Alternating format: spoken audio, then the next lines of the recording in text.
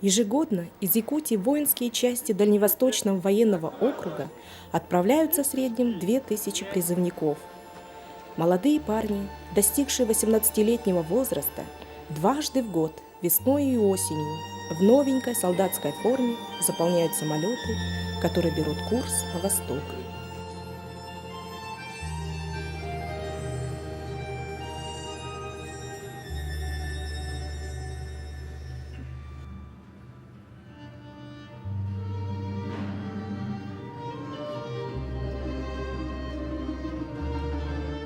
Призыв в армию – событие для каждого молодого человека.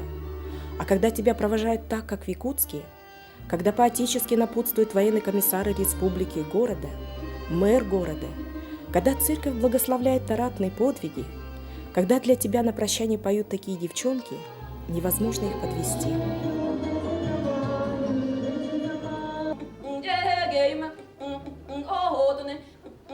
За эти месяцы, проведенные вами в войсках, вы, наверное, уже освоились, привыкли к военной службе, к форме, к ее порядкам, уставу, законам. Вот. И вернувшись со службы, так сказать, провожал вас старый военный комиссар, встречать уже буду я. И я надеюсь, что вот это время, эти 2 года, которые вы проведете в армии, они, а это именно так и есть, потому что любого спросить мужчину, который отслужил в армии, годы, проведенные на службе, это самые запоминающиеся, это и друзья, это и служба, впечатления. Вот. Вы уже придете совсем другими людьми, возмужавшими, настоящими мужчинами, готовыми к жизни, уже имеющие за плечами определенный жизненный опыт. Поэтому единственное, что вам хочу сказать, оставшееся это время службы необходимо прослужить достойно, вот, чтобы ваши близкие, родители гордились вами. Но прежде чем стать настоящими воинами, бойцами, уже на сборном пункте города Якутска они получают первые армейские уроки.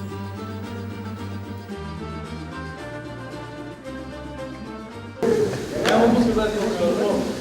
Родился в России, исполнилось 18 лет, иди служи, защищай Родину, защищай своих родителей, девчонок.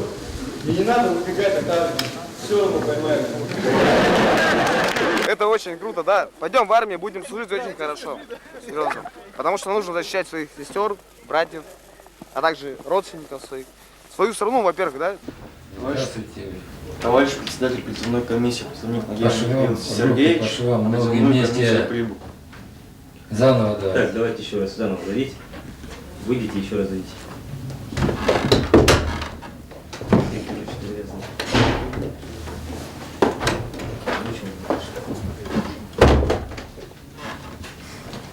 Товарищ председатель призывной комиссии, призывник Нагиев Михаил Сергеевич на призывную комиссию прибыл.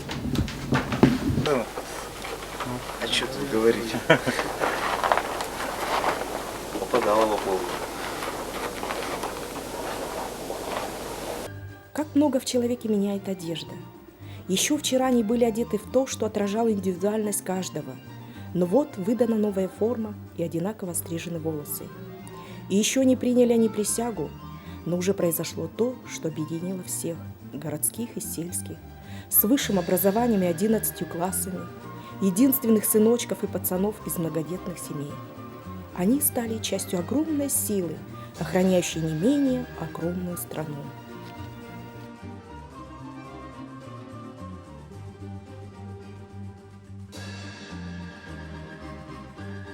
В ближайшие 2 года жизни их будут обучать воинским специальностям в далеких от родных мест воинских частях. В первое время к тоске по близким, к растерянности от резкой перемены жизни и непривычности к тяготам армейских будней, к строгости командиров прибавится хроническая усталость, недосыпание, страх сделать что-то хуже остальных. Но все это постепенно будет сходить на нет. Так становятся мужчинами. И отцы-командиры еще будут гордиться ими и говорить о них так, как говорят о многих уже отслуживших. И И я, как военный комиссар города, единственное хочу еще раз вас попросить. Ребята, пишите домой письма. А ваших родителей хочу попросить, чтобы они писали вам еще чаще. Потому что солдату, особенно на первом годе службы, необходимо знать все, что творится у него дома. Военного комиссариата республики Сахалин-Курский тоже вас поздравляю с призывом на военную службу и пожелать вам одного. Служить так, чтобы потом вы гордились. Мы здесь гордились. Ваши родители, близкие родственники гордились с ним было. 2 года не просто так отдали. Якутские военные комиссариаты задолго до призывного возраста начинают работу по военно-патриотическому воспитанию.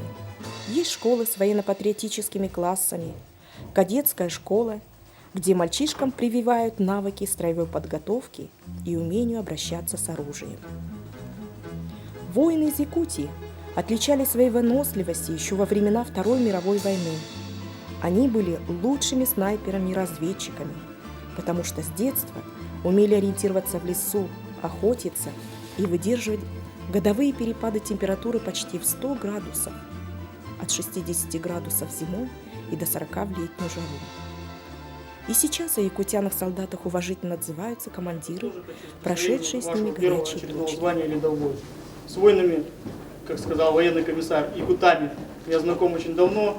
Еще лейтенантом начинал, приезжал, забирал отсюда первый призыв. Ни один военнослужащий, который призван из Якутии, себя плохо не показал. Единицы ушли с нашего отряда. Часть наша необычная, выполняет служебные боевые задачи в Чеченской Республике. Призыв, который я забираю завтра с собой, летом, либо весной, либо летом поедет выполнять задачу в Чечню почти 100%. Они все знают, все готовы, все выражают желание служить там. Я по своему опыту много раз сталкивался с якутами.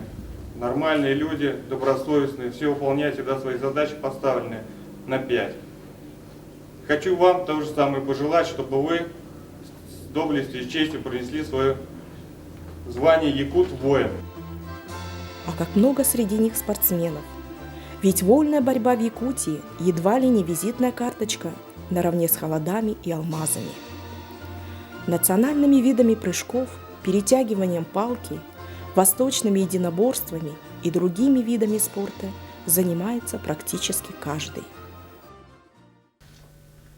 Товарищ полковник, разрешите доложить. Подполковник Чуба. В 9 часов 12 минут рейс военно-транспортной авиации номер 76722 взлетел с аэропорта города Якутск. Общее количество отправленных 10 старших, 192 призывника. Время полетное 3 часа 40 минут предположительно. Аэропорт назначения Возжаевка.